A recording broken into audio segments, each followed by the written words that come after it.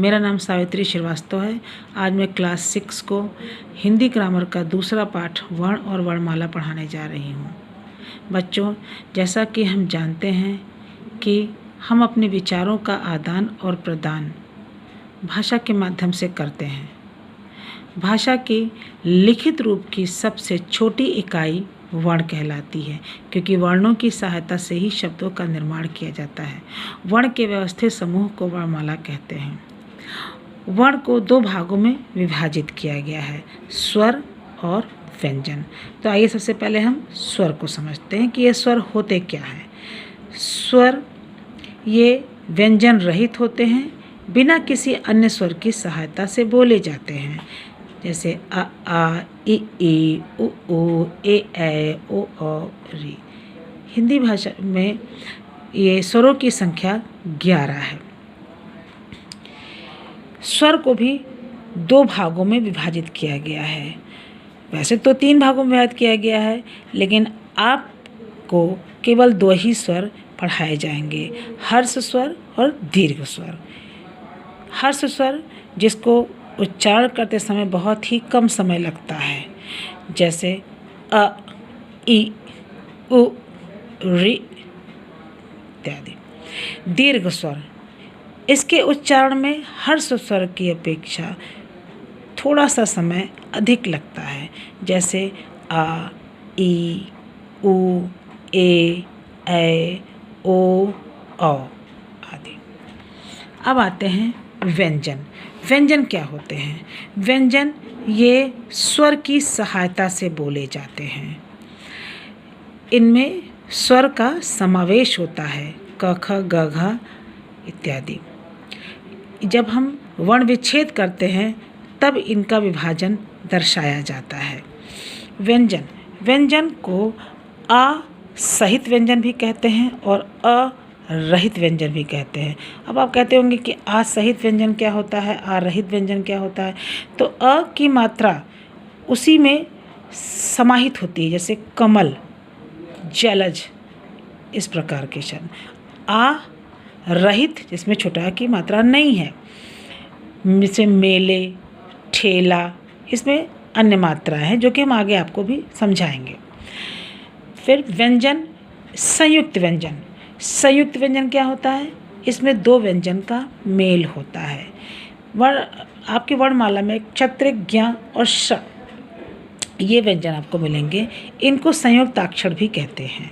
तत्सम शब्दों में ही इनका प्रयोग किया जाता है। क्ष जैसे है, जैसे आप लोग क्षत्रिय शब्द सुनते हैं, तो ये क्ष कैसे बनता है?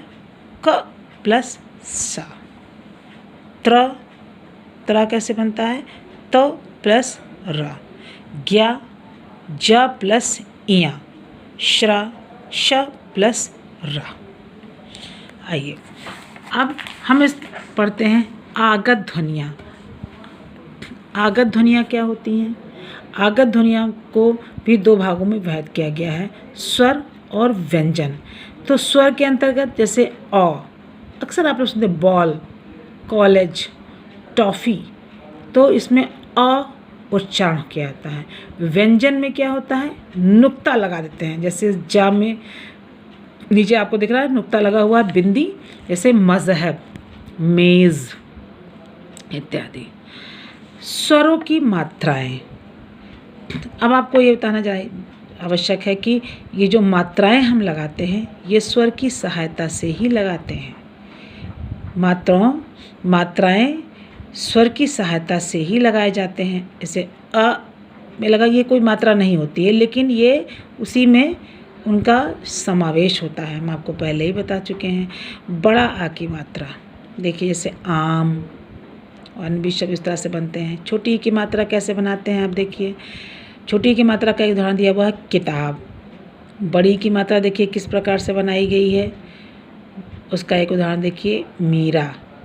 छोटा ओ की मात्रा देखिए किस प्रकार से लगाई जाती है, ये धनुष। बड़ा ओ की मात्रा किस प्रकार से लगाई जाती है, मूल्य। उसका उदाहरण क्या है, मूल्य। री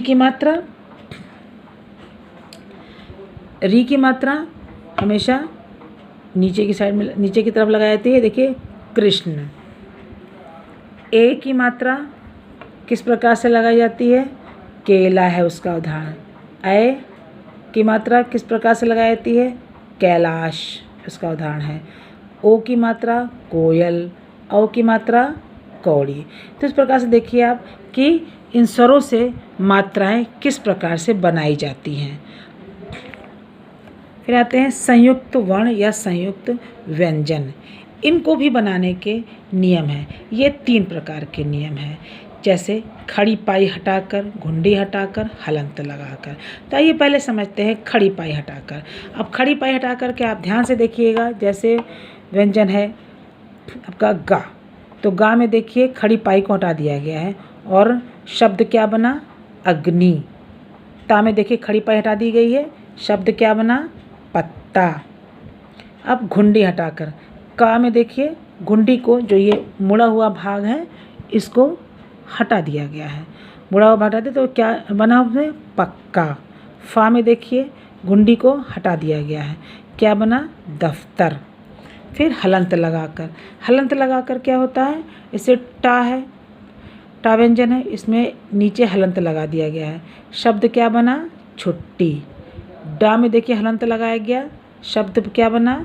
लड्डू। तो बच्चों आपने इस पाठ में आज क्या पढ़ा कि वर्ण किसे कहते हैं? तो वर्ण भाषा की सबसे छोटी इकाई है और वर्ण के व्यवस्थित समूह को वर्णमाला कहते हैं। वर्ण को 2 भागों में विभाजित किया गया है, स्वर और व्यंजन। स्वर में क्या होता है कि ये बिना किसी अन्य स्वर की सहायता से बोले जाते हैं। इनकी संख्या 11 है। इनको वापस 2 भागों में विभाजित किया गया, हर्ष स्वर और दीर्घ स्वर। हर्ष स्वर और दीर्घ स्वर। व्यंजन ये स्वर की सहायता से बोले जाते हैं। फिर आपने क्या पढ़ा? व्यंजन में आ सहित व्यंजन होते हैं और आ रहित व्यंजन होते हैं। संयुक्त व्यंजन क्षत्रिज्ञ और श्रा होते हैं। आगत ध्वनियाँ ये स्वर और व्यंजन के रूप में पाई जाती हैं, जैसे बॉल, कॉलेज। व्यंजन में मुक्ता लगाकर मज़हब, मेज़ इत्यादि। स्वरों से मात्राएं किस प्रकार से बनाई जाती हैं, उनका शब्दों का निर्माण कैसे किया जाता है। संयुक्त वर्ण और व्यंजन बनाते समय नियम क्या होते हैं? खड़ी पाई हटाकर, घुंडी हटाकर और हलंत लगाकर। तो आप इस वीडियो को बहुत ध्यान से समझिए, उसको देखिए और इसमें दिए गए प्रश्नों के उत्तर अपने आप रफ कॉपी में लिखिए। जैसे पहला प्रश्न है, हर्ष स्वर व दीर्घ स्वर के उदाहरण लिखिए।